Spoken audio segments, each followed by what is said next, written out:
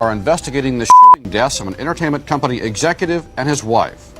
The bodies of Jose and Kitty Menendez were found at their home late Sunday night. The Menendez brothers, once seen as living the perfect life in Beverly Hills, are now known for the most shocking criminal case in American history. Behind their father's position as a powerful executive at RCA Records and their family's wealth and glamorous image was a dark and destructive family dynamic that would eventually unravel in violence. On the outside, they appeared to have it all: wealth, status, and privilege. But behind closed doors of their lavish mansion, Lyle and Erik Menendez endured a nightmare. What drove two young men from affluence to murder their parents is a story of unimaginable trauma, family secrets, and the lengths people will go to escape their past. As the walls of the entertainment industry crumble today, with revelations of abuse with Drake Bell and Amanda Bynes rebuilding her life, the effects from the abuse and the predators that they faced growing up, the Menendez case feels eerily familiar. We're seeing a new light on industries like Nickelodeon, once thought to be a dream factory for young stars, now exposed as a hotbed of scandal and exploitation. Behind the glitz and glamour of Hollywood and the music world, stories of manipulation and abuse are surfacing. What it takes to make it as a star, often involving dangerous compromises. From industry titans like Clive Davis, Andre Harrell, and even Diddy, these stories have shattered the illusion that fame and fortune come without a price. For the Menendez brothers, the abuse wasn't coming from industry outsiders, but from within their own home. They claimed that their father, Jose Menendez, was a cruel and abusive man, whose controlling behavior extended beyond business into his family's private life. What was happening behind closed doors, they say, pushed them to a breaking point. Lyle and Erik Menendez were convicted in 1996 for the murder of their parents. A trial that captivated America with its layers of drama, wealth, and trauma. It left the public divided. Were these young men victims lashing out after years of horrific abuse, or cold-blooded murderers seeking to cover up their dark secrets? Or did they unalive their parents for the sake of their inheritance? Fast forward to today, and the case is back in the headlines. Netflix new series, produced by Ryan Murphy, reimagines the Menendez story, but it's stirring controversy, especially from the brothers themselves. The show insinuates that the brothers had a consensual, incestuous relationship and killed their parents to cover it up. These sensationalized claims have outraged many, including the brothers, who call the series a dishonest portrayal of their trauma. The Menendez case has been filled with speculation, a tragic blend of family dysfunction, wealth, and the human toll of trauma. But as more stories from Hollywood and the music industry emerge, it draws eerie parallels to the Menendez brothers' allegations of abuse. It begs the question, how far will people go to protect their darkest secrets? This is the true story of the Menendez brothers, one of Beverly Hills' most infamous families, caught in a whirlwind of trauma and a murder. We're revisiting the story and continuing the debate. Did their violent actions stem from years of abuse, or were they simply chasing their inheritance at any cost? Let's look at their family dynamics. Their father, Jose, was known for his controlling and demanding behavior, pushing both brothers to meet his high expectations while emotionally and physically abusing them. Their mother, Kitty, though more passive, was reportedly unstable and emotionally neglectful, exacerbating the toxic environment in the home. When the murders happened, the siblings, Lyle was 21 and Erik was 18, fresh out of high school. The brothers had two very different personalities. Although they both dealt with abuse, Lyle was more of a challenge. He had more of a defiant personality, while Erik was more obedient and meek. Lyle was the eldest child who was dealing with the abuse, but he was more willing to put his foot down. During his childhood, he had to sleep with both his mother and his father. But his mom grew up deep affection for him and looked at him as more than a son. She would constantly push barriers and walk around topless around Lyle, while asserting her jealousy because he wasn't open to playing with her like a boyfriend. She wanted more affection from Lyle that he refused to give her, which made his own personal relationships with his girlfriends difficult. 11 to 13. And when you say she would wash you with the sponge, would she just wash your back, or? No. She would wash me everywhere. She would wash your genitals? Yes. You slept in bed with your mom a lot, didn't you, even when you were little? Yes. And did you continue to sleep in her bed around this time when you're 11 and 12? Sometimes. And sometimes, did you touch your mom? Yes, Would your dad be in bed? sometimes. And where would you touch her?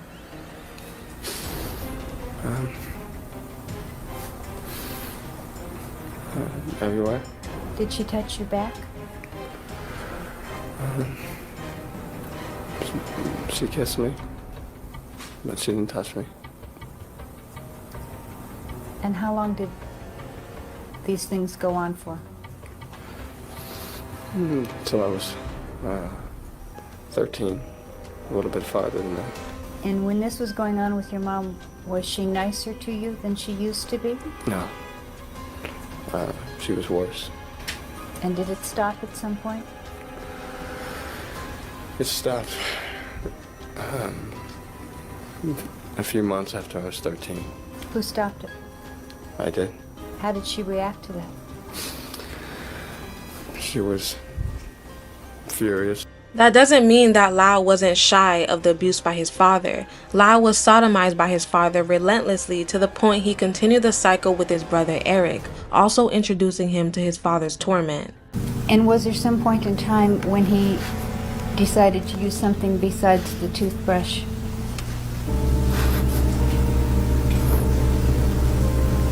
Yes. And did he try to penetrate you with something else? He did. And what was it?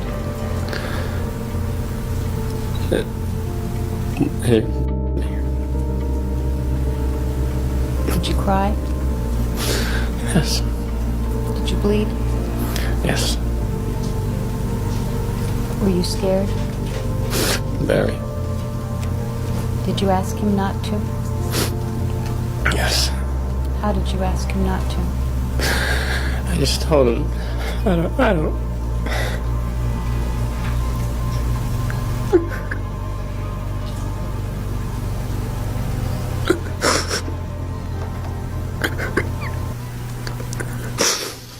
I'm sorry.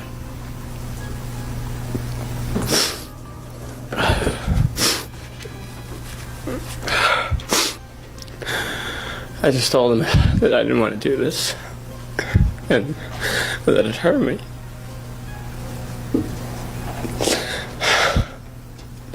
And he said that he didn't mean to hurt me.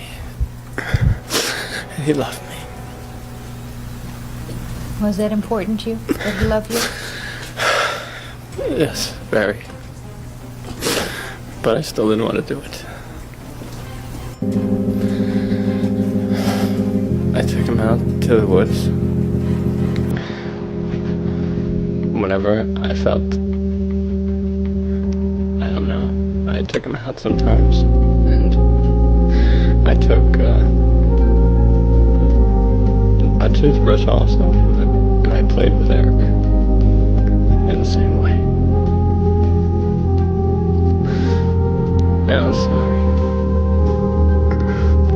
As stated, Lyle was more willing to put his foot down, so when he went off to college in Princeton, Jose and Kitty had no issue with it. They used their connections to help him get into Ivy League with average grades. From a child, Erik was becoming more of the punching bag for Jose. Erik dealt with not only physical abuse from his father, but also emotional abuse. Jose always found ways to break Erik apart, no matter what Erik did, or how he did it. He was always wrong and always a failure. One of the many ways Jose would create insecurity for Erik would be by making him stand in front of a mirror after tennis practice and basically admit how much of a failure he was.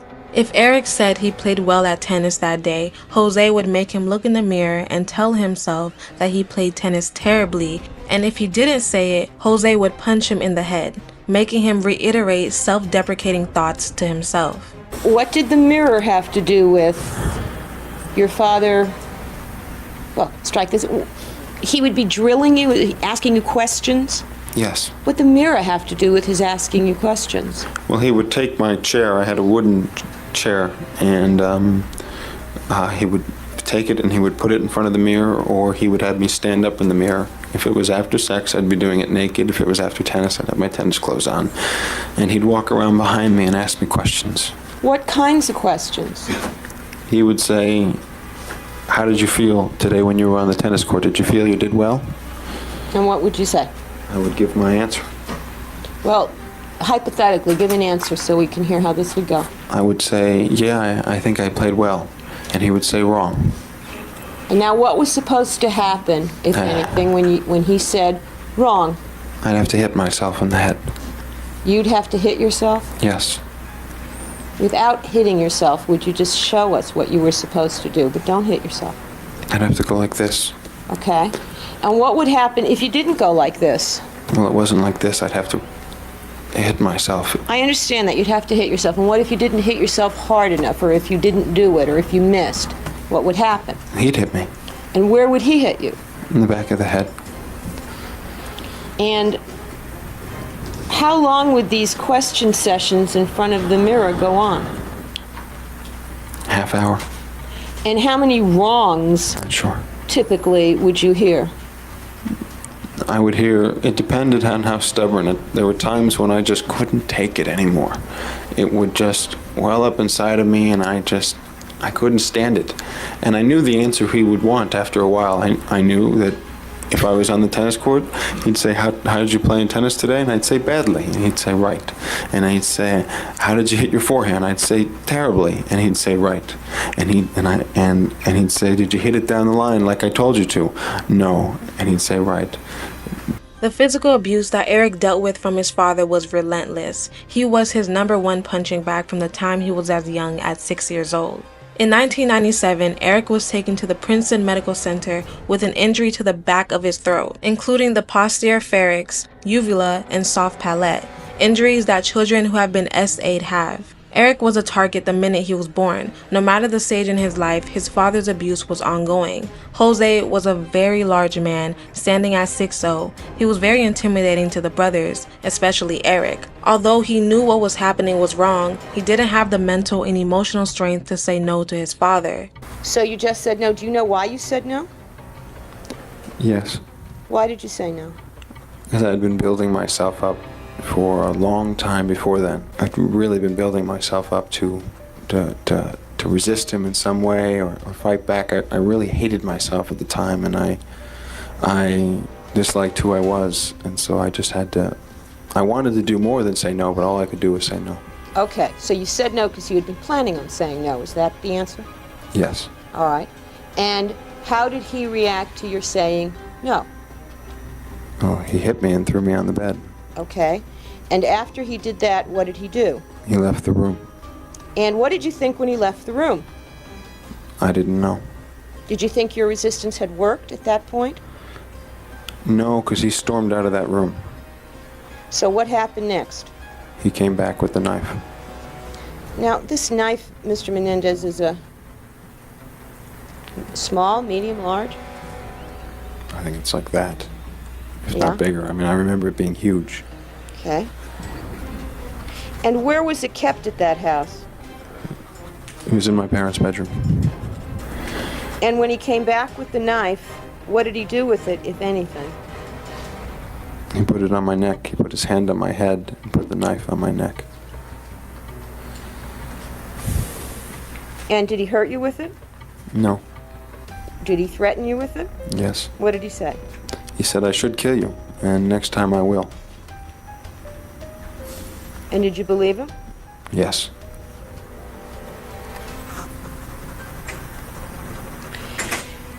And following that, did he then demand an act of sex from you?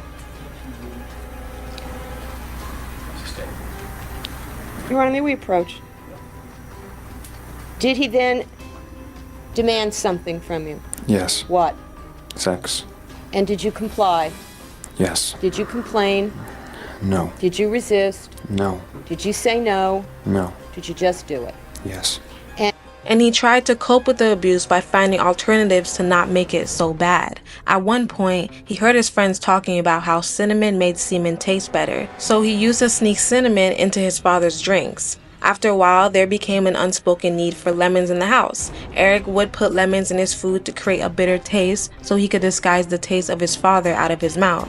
His mother would always stock up on lemons, but never bothered to ask Erik why he was using so much lemons in his food. He tried many tactics to disguise the taste of his father. I used a lot of lemon in my food. And what do you mean by used a lot of lemon? What are we talking about here? Well, in essence, I would put the lemon in the bowl first, and then put whatever I was going to put in the bowl. I would just drown my food in lemon. So would you consume a large quantity of lemon every week? Every day. When you're eating all this lemon, did you notice it had any effect on your sense of taste? Yes. What would happen? I wouldn't taste as much. You wouldn't taste as much of your food? I did it for a specific purpose, but it didn't seem to work all that well. What was the purpose for which you were doing it? So that I wouldn't have to taste my dad's. Okay. Where did the lemon come from? From my mother. Did she ever run out of lemon? Yes. And would she be concerned about that? Yes. So did she make it a point of trying to always keep you supplied with lemon? She kept stocks of lemon. Mother ever ask you why you were drowning all of your food in lemon? No, it was a big joke in the family, and the relatives and so on, but no one ever asked me why. She never asked you why. No. His mother being the one to supply the lemons, did she know? There's a strong likelihood that she did, but she was more willing to turn a blind eye. Jose would come home from work, either before or after dinner. He would sneak into Erik's room while Kitty wouldn't intervene. Instead, she would examine Erik to make sure he was okay, but these examinations were only for his private parts. Erik and his father's sessions were meant to teach Erik a lesson, depending on whatever happened during the day. Jose used these moments to abuse Erik for his own disturbing fetishes. He told me that he was going to train me how not to feel pain, not to have to feel the hurt of the pain, and that he was going to eliminate that from my senses, my feelings. And how did he then demonstrate to you how he was going to do that? He did that. Would you back up from the mic a little bit? Thank you. And would you tell us, how did he do that? He would stick things in me as he was giving me oral sex, or at times he would just sit on the bed with his legs up, spread, and with his back to the back of the bed, and he would have me give him oral sex, and he would stick the needles or the tacks into my thighs as he was doing this. Did he also use a knife at any time during, and these were the incidents that you've come to call rough sex? Yes. And did he also use a knife at any time? Yes, he would. He had this wooden kitchen knife that he would use to he wouldn't be doing anything with sex at that point, though. He would just have me sit on the back of the bed. He would put a towel under my legs, and he would just cut my thighs with the knife. When Erik was 17, he tried to say no. He thought about unaliving himself numerous times until he eventually just stood up for himself and said no to Jose. That day, Jose took a knife to Erik's throat and arred him. So for those who are wondering why didn't they stand up for themselves, it's not like they didn't try to stand up for himself. He tried moving on and distracting himself with the girl he met. His girlfriend was his escape and became a piece of normalcy in his life, but Jose was opposed to him having a girlfriend. It didn't stop the abuse. It made Erik feel even more ashamed about what was happening to him, forcing him to break up with his girlfriend because of the excessive baggage. How did you feel about the relationship with that girlfriend, that first girlfriend? Oh, it was like a new life for me. It was something that I had never experienced before. Suddenly, I was actually happy sometimes. I felt really, I looked forward to seeing her, and I felt really warm when I was with her, and it made me really insecure at times, but it also made me feel more comfortable. And did it have any effect on your feelings about what was going on between yourself and your father? Yeah, it had a big effect. And what was that? It made me really, really despise, really hate what was happening with Dad. It made me really, really dread it and really, really hate it. Was there something that you were worried about more so than ever once you had a girlfriend concerning the sex? What were your concerns now that you had a girlfriend with respect to, well, strike that. Were there any new concerns that you had concerning the sex with your father now that you were seeing a girl? No concerns about him, just concerns about her finding out about me. Do you recall, Mr. Menendez, whether there were ever sexual incidents with your father on days when you had dates with your girlfriend? Yes. Yes. And was there anything notable about that? Yes, sometimes I just refused to go out on the date. I remember one time when I was about a month after we started dating, my dad had come into my room and I was supposed to meet her, and I called her and I said, I was crying, and I said, I want to end the relationship.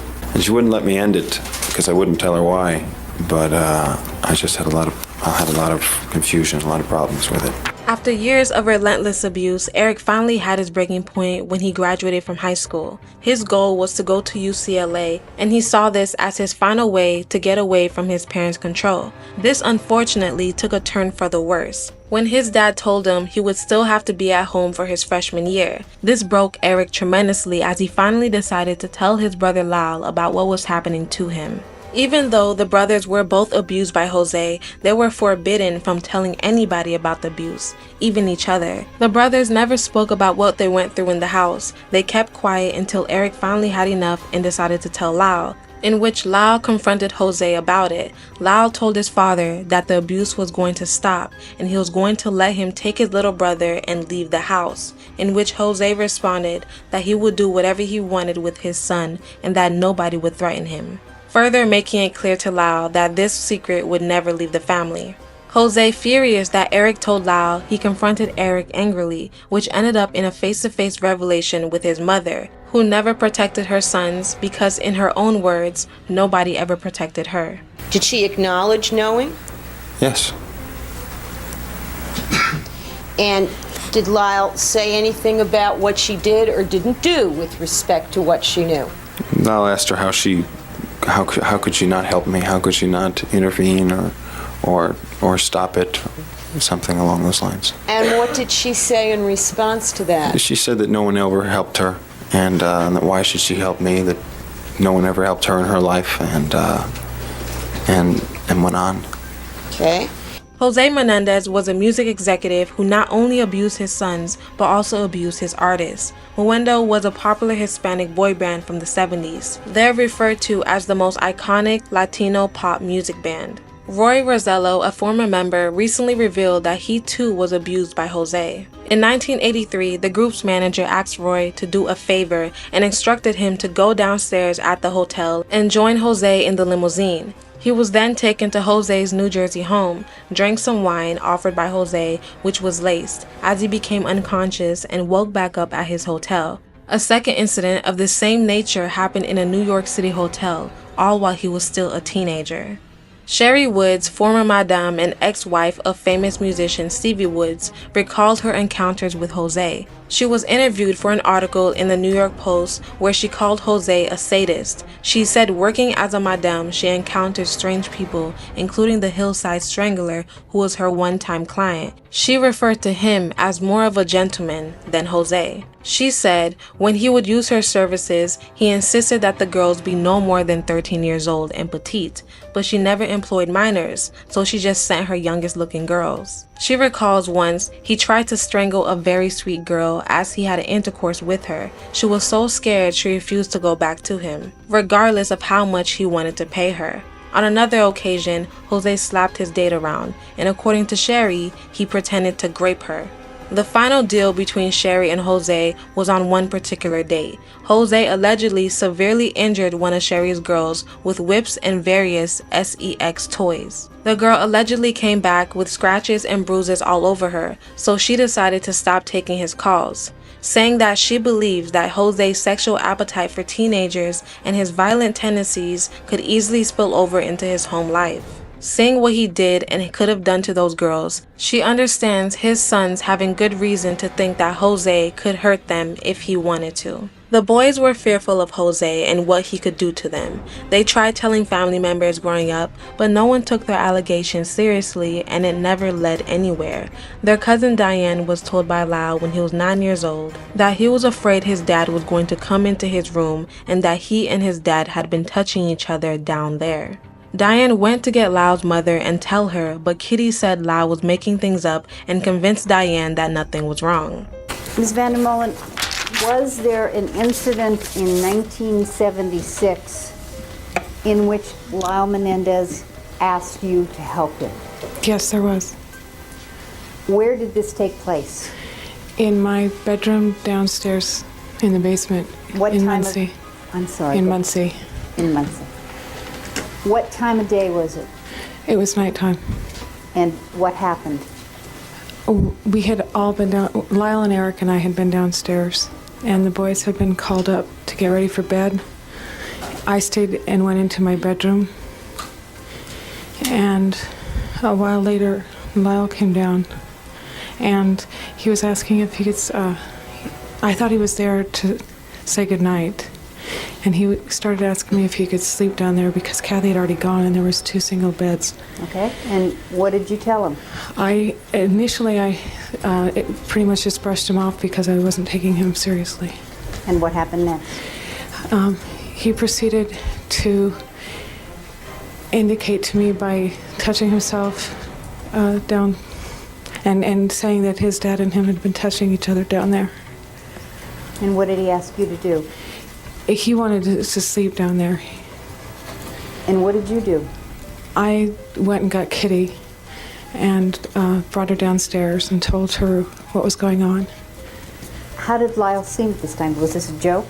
Or did he... No, he was serious. And what happened when Kitty came down? She didn't believe me. Did you tell her? Yes, I told her what I believed to be going on, what Lyle was indicating to me, and she immediately, I don't remember that she said anything to me, just that I knew that she did not believe me, and she took Lyle and brought him back upstairs. When you say she took him, did she physically grab him? She took him by the arm and brought him back upstairs with her. And did you ever discuss the incident with Lyle anymore? No, it wasn't ever discussed after that. Erik's cousin Andy testified that when Erik was 12 years old and Andy was 10, Erik had told him that his dad is massaging his DICK and was trying to find out if these massages are normal. He also told Andy that these massages are beginning to hurt. Andy suggested asking his mother, but Erik swore him to secrecy. He asked me if my dad ever gave me massages. He was actually trying to find out if any of these massages were normal. And my response to him was that I wouldn't know. I didn't have a father around. My parents were divorced then. And I really couldn't help him. What did he say about where the massages were? Well, he told me his father was massaging his dick. He used that word? Yes, he did. He explained to me that these massages that his father was giving him were beginning to hurt. And do you remember whether or not you understood what that meant, or? I definitely didn't understand. He told me he wanted him to stop. He didn't tell you anything about tacks or needles or ropes or anything like that? No, he didn't. When Erik revealed to Lyle what his father was doing to him, it was the beginning of the end for the brothers. The boys felt like retaliation was gonna come into play and their parents were going to hurt them now that they were one. Before the murders, when Lyle was home from college due to the suspension, he participated in 2 burglaries run by Erik. They targeted the homes of their friends' parents. Initially, Erik embarked on this crime spree with his friend, but involved his brother in the second break-in. Eventually, they got caught, but because Lyle was set to go back to Princeton, Erik took full responsibility for the crimes. Being a minor, he received probation and mandatory counseling. It was during this time that he started sessions with Dr. Jerome Oziel. Remember that name. In 1989, 18-year-old Erik and 21-year-old Lyle unalived their parents, Jose and Kitty. Many Hollywood murder mysteries ever took a more dramatic turn than police are describing in a couple of savage Beverly Hills killings. The victims were a man and his wife. He helped finance such movie hits as Rambo, First Blood, Part 2, and Red Heat. The alleged killers are, well, let Jerry Bowen tell you about it. It had all the signs of a mafia hit when Beverly Hills police were called to the Menendez mansion that cool night last summer. I've been in this business for over 33 years, and I've heard of very few murders that were more savage than this one was. Using a shotgun that they bought with a friend's driver's license, days later, the night Jose confronted Erik was the night of their death. After unaliving their parents, Erik and Lyle left the house to establish an alibi, attending a movie and later returning home to quote-unquote discover the bodies, calling 911 in a panic. Months after the murders, Erik and Lyle spent an estimated $700,000 to $1 million of their parents' fortune in the months following the murders. They engaged in lavish spending, including purchasing luxury cars, expensive clothes, jewelry, and real estate. Lyle purchased a restaurant in New Jersey, and Erik hired a full-time tennis coach. Their extravagant spending was viewed by prosecutors as evidence of financial motive behind the murders. The rapid expenditure of their inheritance raised suspicions and ultimately contributed to their arrest and conviction, but it wasn't the sole reason. Because the brothers grew up not confiding in one another, they had a hush-hush relationship where they didn't actually talk to each other about deep matters. After the unaliving, they didn't have the conversation about what they did. This left a deep hole in Erik as he had feelings of regret and fear and wanted to talk to somebody about what happened, which led Erik to confess to his therapist, Dr. Jerome Oziel.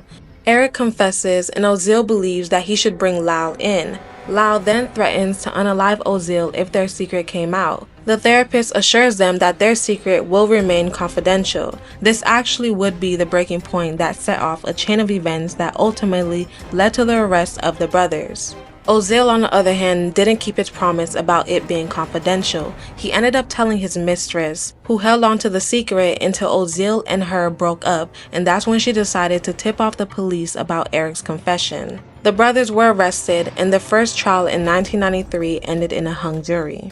The second trial began October 11, 1995, just a few months after the O.J. Simpson trial concluded.